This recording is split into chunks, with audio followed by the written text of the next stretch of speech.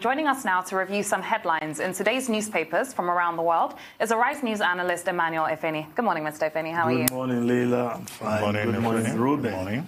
Yes, let's start with this day newspaper straight away.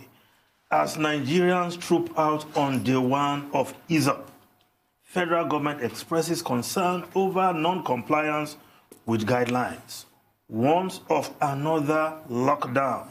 Highest daily rise of 245 cases recorded, bringing tally to 2,802, with 417 discharged, 93 dead. Government appeals to banks, corporate bodies to create favorable conditions for observance of regulation.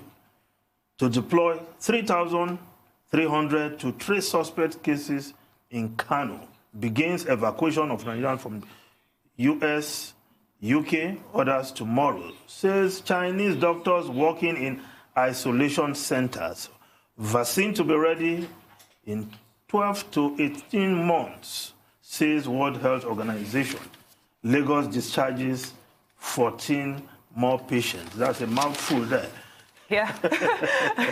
Yes. Well, the easing of the lockdown. In fact, this headline looks a bit elegant. If we just look at Daily Independent, chaotic scenes after easing of lockdown unacceptable. Yes, I think that adjective quite captures it, chaotic scenes. We saw it yesterday in front of the banks, in buses, and quite scary. Yeah.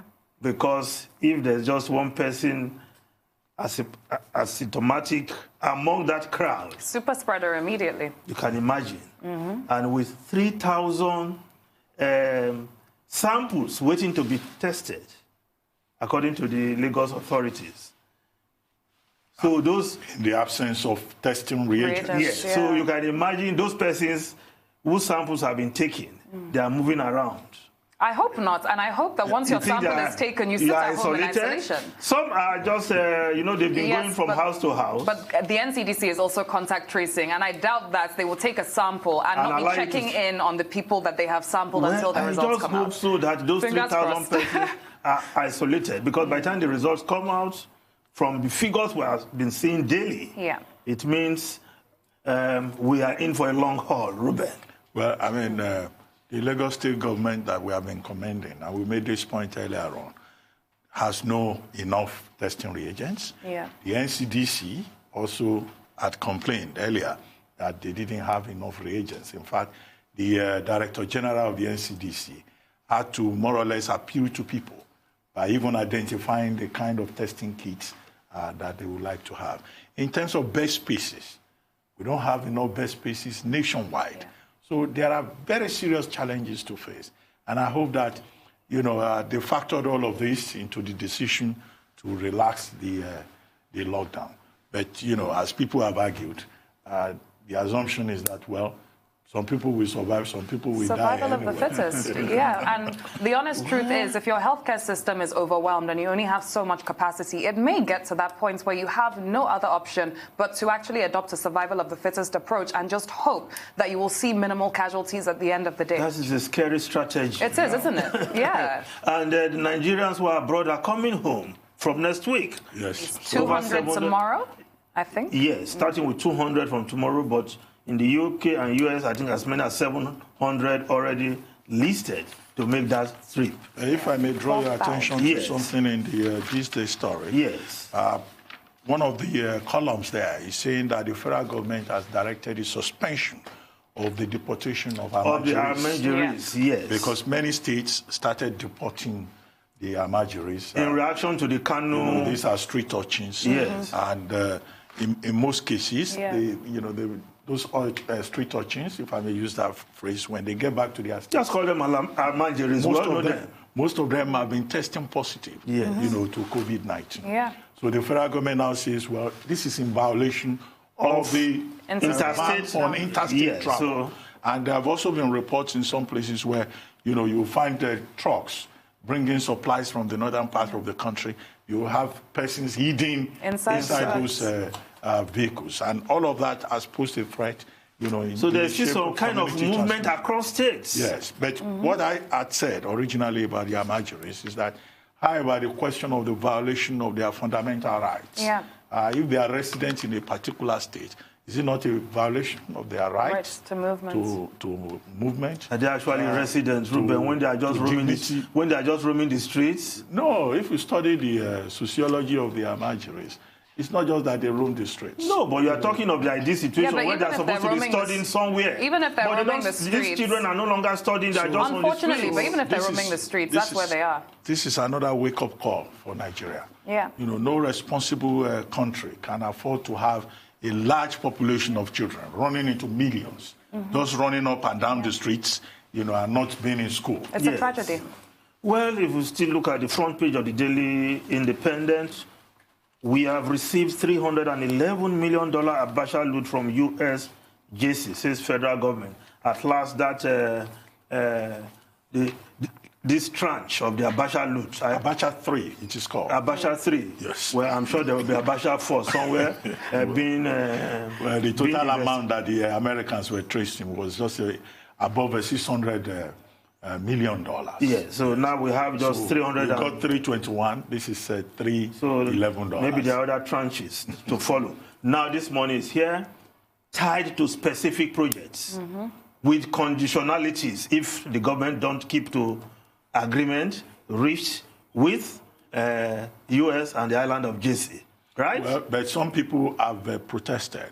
That is a violation of the doctrine of sovereignty.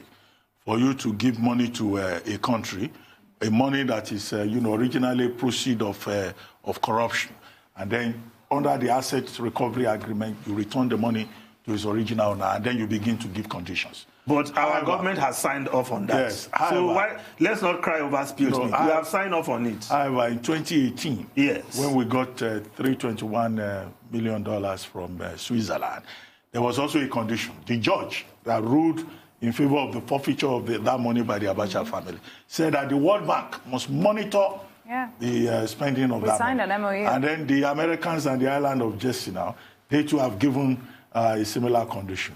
But those persons who say, you know, it's a comment on our sovereign rights, may also have a point. Yes, but use it for projects. What is the violation of your sovereignty there? Use it for your projects, which your people can enjoy.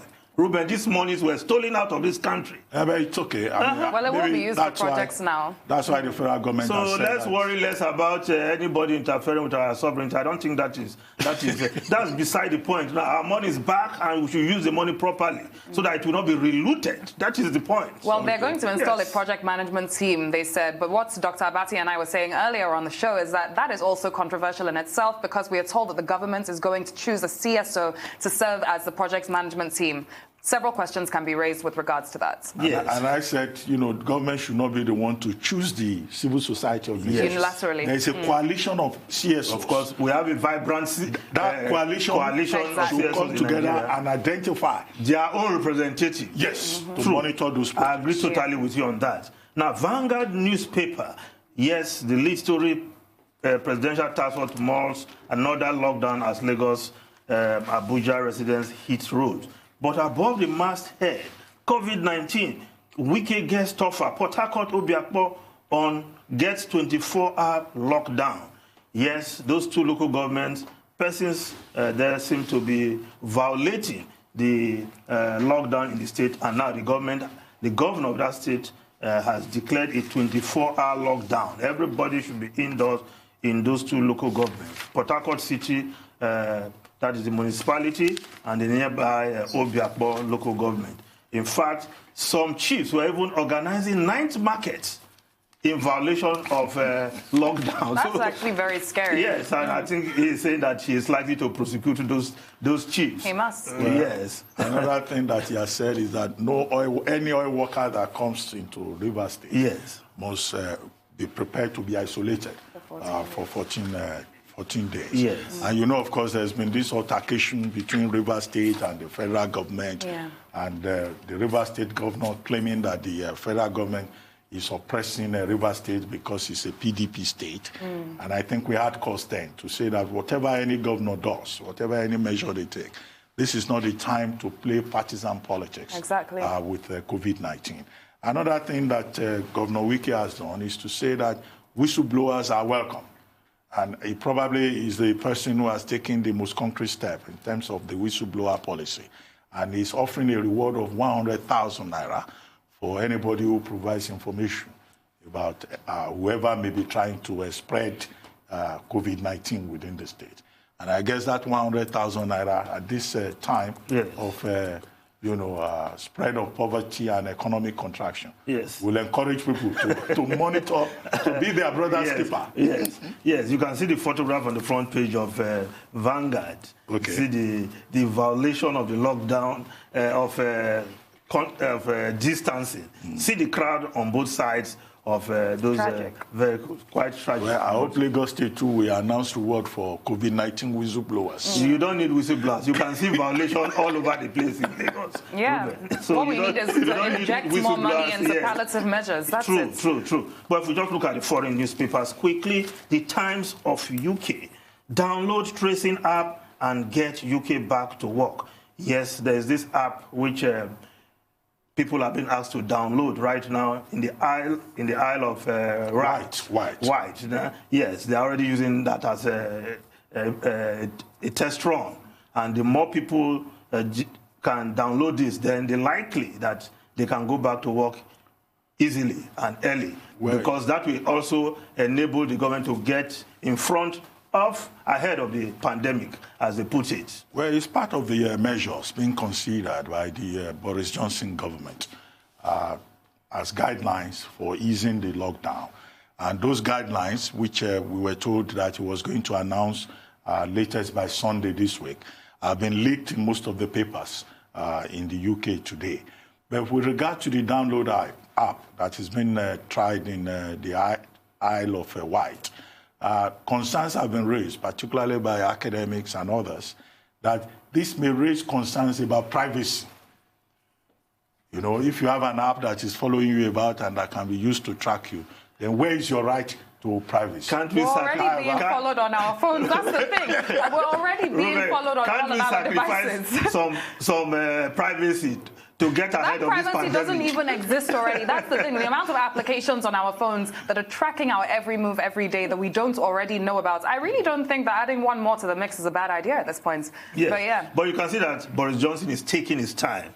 Yes, he says he's getting UK back to work. He's studying the data. Yeah. You know, they're discussing with trade unions. Trade unions are protesting. Yes. That they seem to be more interested in the interest of business owners rather than the interest of workers. But even the business owners are also complaining. Well, they say they don't want to be subjected to any unnecessary bureaucracy. And the trade unions in the UK are saying, no, you have to show us proof that you are going to comply with these guidelines and protect the average UK worker. Yes. That all of that conversation, I think, is a way of testing the waters and will allow the Prime Minister and his team to fine-tune the strategies they have. Yes. Certainly. Mr. Efeni, thank you for today's headlines. We'll see you tomorrow.